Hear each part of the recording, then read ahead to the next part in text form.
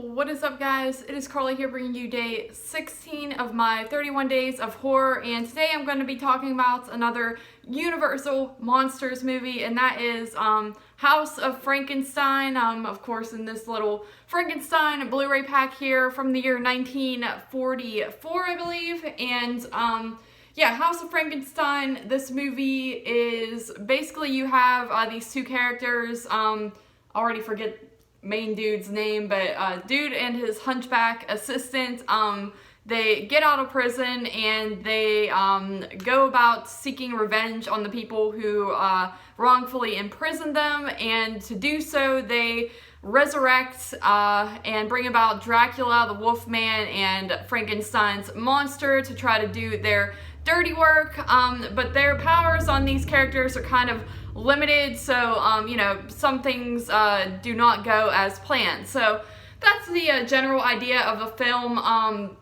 You know, I'm kind of like skipping around with these Universal monster movies. I wanted to kind of watch them in order of the years they came out, but for the purpose of this series, I started kind of skipping around, and I feel like it's not a huge deal with these movies because obviously they're not all like linked together or anything like that, but this one, of course, does combine Frankenstein, Dracula, and the Wolfman, and I do think that's cool. I have, of course, seen all of those movies at least, and think it's a cool concept. In this one, Dracula, unfortunately, is recasted, and you know, I'm not really feeling it, but he doesn't have a major part in the movie anyway. He kind of just comes and goes, and in general, I thought the film was pretty entertaining, honestly. Definitely a little more entertaining than some of the other ones because you have a lot more going on, of course, where, you know, they're trying to utilize 3 different monsters and put them together in one movie, where as opposed to the other ones where you kind of just have a central story revolving around one monster. So I do like that about it. Beginning portion, I feel like it kind of is maybe a little bit slow and a little bit, I'm not too overly into it at first, but as the movie picked up and when you start getting introduced to the monsters and they're like bringing them back and all that, I do find it pretty entertaining.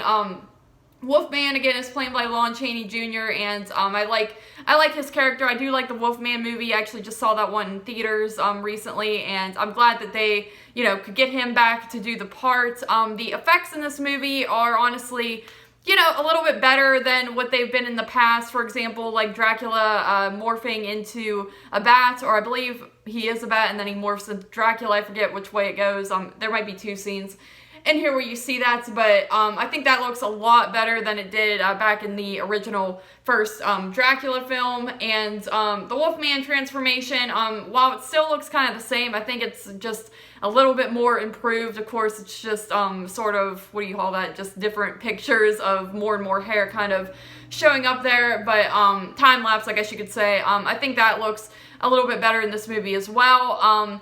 Overall, I thought this one was pretty entertaining. I do feel like maybe, you know, they're trying to get all these different characters in the movie together and make it this cool mashup. And like I said, Dracula kind of like comes and goes, and then parts with Frankenstein's monster and Wolfman. I feel like Wolfman is kind of the big main event, I guess, in this movie, just because he has the most personality, obviously. Frankenstein's monster doesn't really do much. He's just like a monster, and Dracula's barely in it. So I feel like they could have maybe, you know, did a better job of putting everyone together and making it maybe a little more entertaining in that aspect. But I can't talk right now.